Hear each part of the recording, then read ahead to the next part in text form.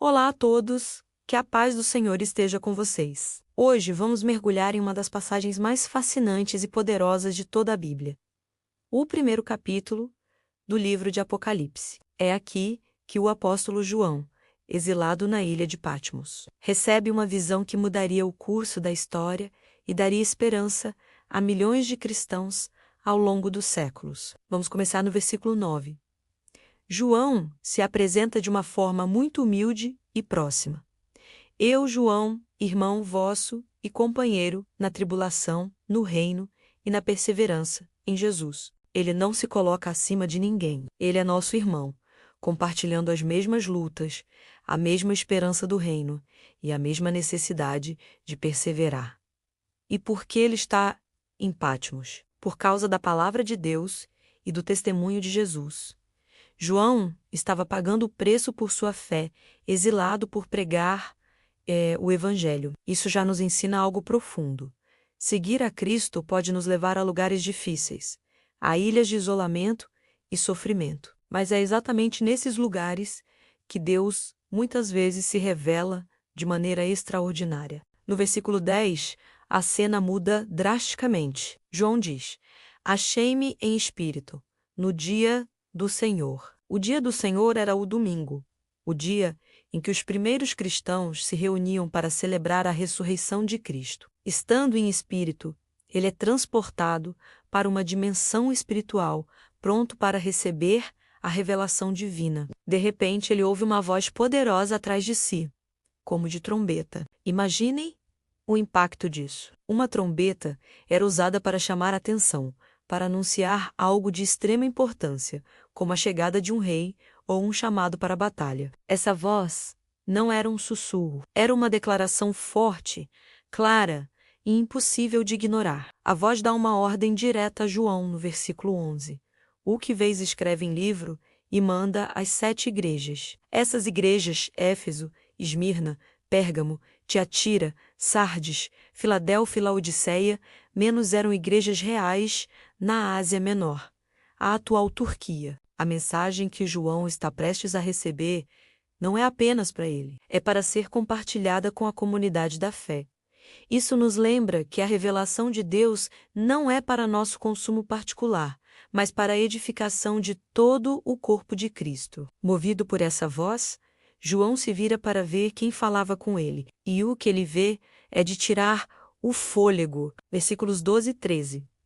Ele vê 7 candeeiros de ouro, e no meio deles, um semelhante a filho de homem. Essa descrição imediatamente nos conecta com as profecias do Antigo Testamento, especialmente em Daniel, capítulo 7, onde um como filho do homem se aproxima do ancião de dias para receber domínio, glória e um reino. Mas aqui, a figura é ainda mais majestosa. Ele está vestido com vestes talares, longas como as de um sumo sacerdote, e usa uma cinta de ouro no peito, um símbolo de realeza e divindade. Aquele que andou na terra como um carpinteiro humilde é agora revelado em toda a sua glória sacerdotal e real. A descrição continua, e cada detalhe é carregado de significado. Versículo 14.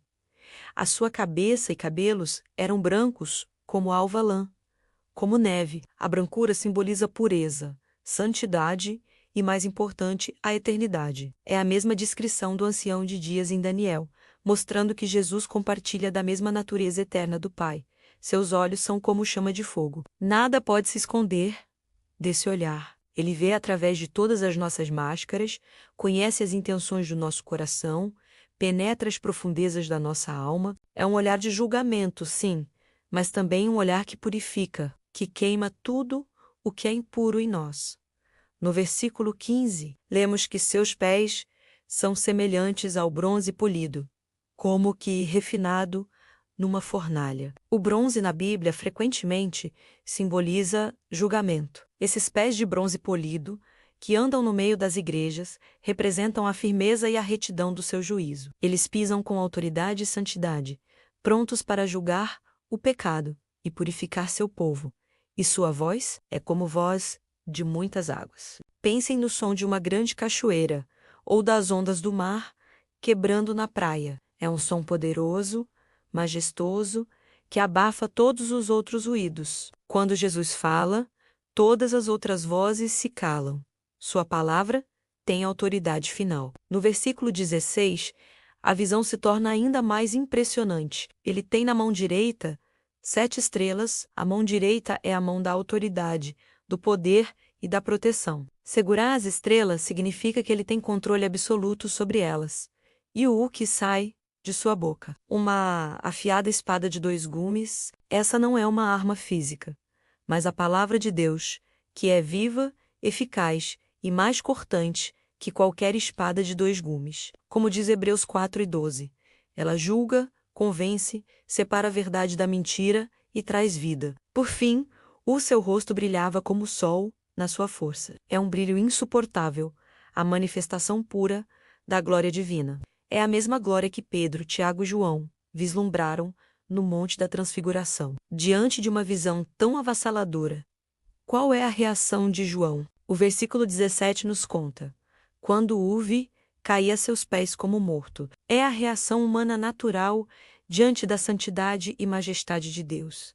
Todo o orgulho, toda a autoconfiança desaparecem. Assim como Isaías, Ezequiel e Daniel, João é completamente subjugado pela glória divina. Mas é nesse momento de total fraqueza que a graça se manifesta. Jesus pôs sobre minha mão direita o mesmo gesto de poder e bênção, e diz as palavras mais reconfortantes que alguém poderia ouvir: não temas. Por que João não deveria temer? Jesus explica no restante dos versículos 17 e 18: eu sou o primeiro e o último, uma declaração de divindade absoluta, o Alfa e o Ômega, e aquele que vive. Estive morto, mas eis que estou vivo pelos séculos dos séculos.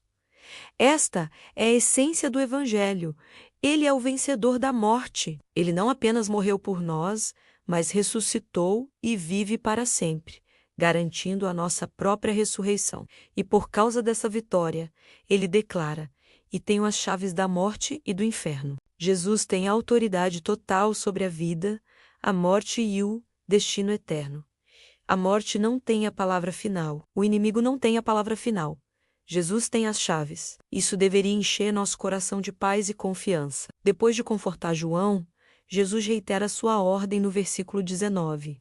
Escreve: pois as coisas que viste, e as que são, e as que hão de acontecer depois destas. O livro de Apocalipse teria então 3 partes: a visão que João acabou de ver, a condição presente das 7 igrejas e as coisas futuras que Deus lhe revelaria. Finalmente, no versículo 20, Jesus decifra parte do mistério da visão. Quanto ao mistério das 7 estrelas que viste na minha mão direita e aos 7 candeeiros de ouro, as 7 estrelas são os anjos das 7 igrejas e os 7 candeeiros são as 7 igrejas. As estrelas, os mensageiros ou líderes das igrejas, estão seguros na mão de Cristo. Ele os sustenta, protege e dirige. E os candeeiros são as próprias igrejas. Um candeeiro não produz luz própria. Sua função é carregar a luz para iluminar a escuridão. A igreja é chamada para ser portadora da luz de Cristo no mundo. E o mais belo de tudo é que Cristo, o glorificado, não está longe, num trono distante. Ele está andando no meio dos candeeiros, no meio das suas igrejas. Ele conhece nossas lutas, nossas falhas, nossas vitórias. Ele está presente, cuidando, corrigindo e nos sustentando. Essa visão de Apocalipse 1 não é para nos assustar, mas para nos encher de esperança e admiração. Ela nos mostra quem Jesus realmente é: o Rei glorioso, o sumo sacerdote fiel, o juiz justo e o Salvador vitorioso, que está no controle de tudo. Ele anda no meio de nós, sua igreja, e nos segura firmemente em suas mãos. Que possamos, como João, cair a seus pés em adoração e ouvir sua voz nos dizendo: não temas. Obrigado por me acompanhar nesta jornada incrível pelo primeiro capítulo de Apocalipse. Se essa mensagem tocou seu coração, não se esqueça de curtir, compartilhar e se inscrever no canal para mais estudos como este. Que Deus abençoe você.